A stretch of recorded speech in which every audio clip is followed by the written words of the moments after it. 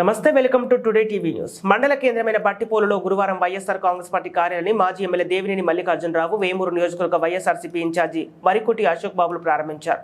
ఈ సందర్భంగా వారు మాట్లాడుతూ నేటి నుంచి పార్టీ కార్యాలయం ప్రతి ఒక్కరిదని, నిత్యం పార్టీ నాయకులు కార్యాలయానికి వచ్చి పార్టీ కార్యక్రమంలో పాల్గొనాలని వారు కోరారు. ఈ సందర్భంగా ఆర్యవైశ్య సామాజిక వర్గం చెందిన పలువురు పార్టీలోకి చేరగా వారికి అశోక్ బాబు కండువాలు కప్పి పార్టీలోకి ఆహ్వానించారు. ఈ కార్యక్రమంలో మండల పరిధిలో నాయకులు, కార్యకర్తలు, అభిమానులు పాల్గొన్నారు.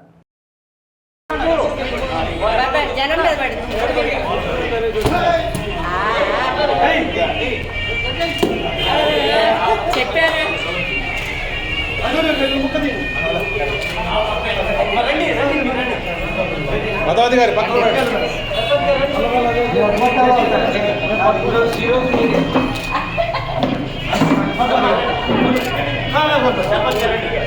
సార్ ఒకసారి ఒకసారి సార్ ఇది చూడండి సార్. సార్ ఇలా చూడండి సార్,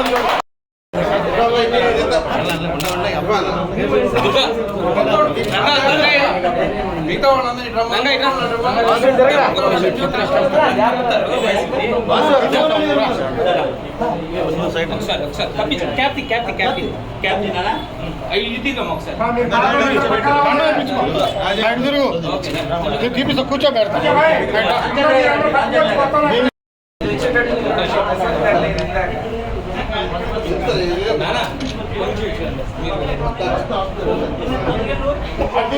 ఇక్కడ నుంచి కవర్ అవ్వాలి.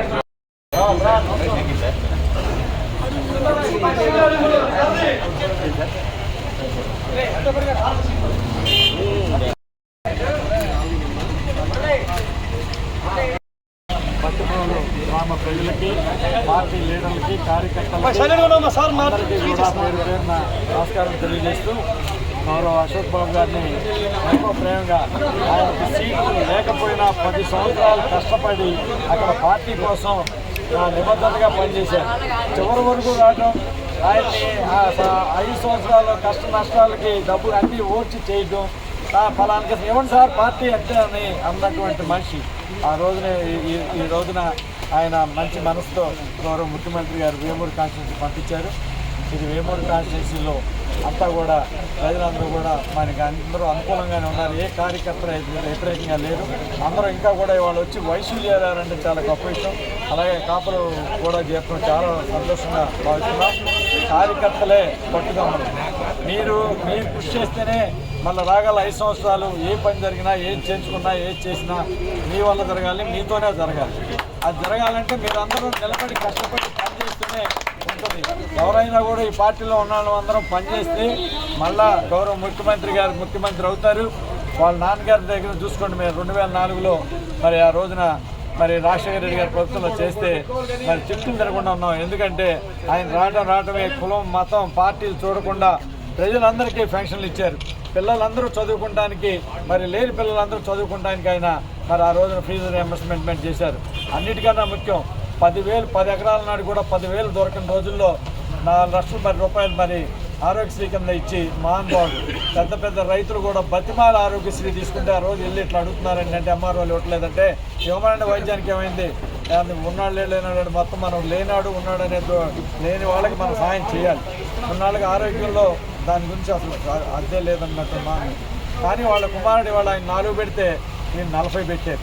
అన్నీ కూడా కింద నుంచి మరి ఎవరైతే పేదవాళ్ళు ఉన్నారో వాళ్ళకి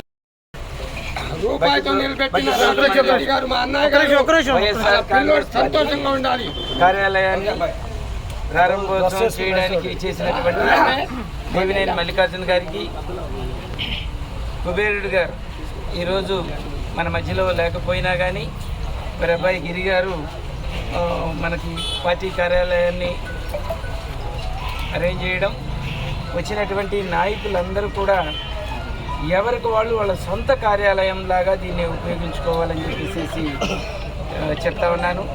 ఎందుకంటే ఒకసారి పార్టీ కార్యాలయం అన్న తర్వాత అది ఏ ఒక్కరిది కాదు, అందరిది. నేను చెప్తున్నా, ఈ కార్యాలయం ఓపెన్ అయిన క్షణం నుంచి వెంటనే వైశ్యాస్ పార్టీలోకి చేరడం అంటే భట్టి ప్రోల్లో ఆట మొదలయ్యింది.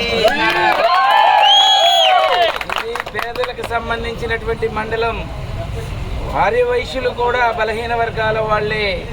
కాబట్టి ఈ మండలంలో ఇక ఆట మొదలైంది. వైఎస్ఆర్ పార్టీలోకి ఇక వలసలు పూర్తిగా తెలుగుదేశం నుండి వస్తాయి. ఈ పెత్తందారీతనం, తెలుగుదేశం చేస్తున్నటువంటి బట్టిప్రోలు మండలంలో చేస్తున్నటువంటి పెత్తందారీతనానికి వ్యతిరేకంగా ఈ వలసలన్నీ వస్తున్నాయని చెప్పేసి తెలియజేస్తా ఉన్నాను. పార్టీ కార్యాలయంలో గౌరవంగా మంచినీరు, తర్వాత ఎండలు ఎక్కువగా వస్తాయి కాబట్టి మధ్య కూడా అరేంజ్ చేసేటువంటి కార్యక్రమం చేద్దాం. పేపర్లు వచ్చే విధంగా, వచ్చినటువంటి వాళ్ళని గౌరవంగా చూసే విధంగా ఇక్కడ ఒక కార్యాలయంలో ఒక కుర్రోడిని పెడతాం. ఆ కుర్రోడు నా కార్యక్రమం కానీ ఎవరైనా మనకు పార్టీ కార్యక్రమాలు ఏమైనా ఉంటే అందరికీ కూడా ఫోన్లు చేసే విధంగా ఉండేటట్టుగా చేస్తామని చెప్పేసి, ఇంతకుముందు మనకి తెలుగుదేశం వాళ్ళు చేసినట్లుగా ఉండదు. ఎవరు భయపడాల్సిన అవసరం లేదు. ఇక ఒకరికొకరికి చలిచీమల్లాగా అందరూ కూడా చేరుతా ఉన్నారు. బట్టిప్రోలు మండలంలో పెద్ద సర్పంచ్ అయినా కానీ ఆ చలిచీమలు పట్టి చంపేసేస్తాయి. భయపడాల్సిన అవసరం లేదు. జై జగన్. పనిచేసినటువంటి కార్యకర్త నుంచి ఈ రోజు లీడర్గా వచ్చి ఖచ్చితంగా ఎమ్మెల్యే అవుతారు. ఆయన కష్టాన్ని ప్రతిఫలం ఇక్కడ ఖచ్చితంగా దక్కుతుంది.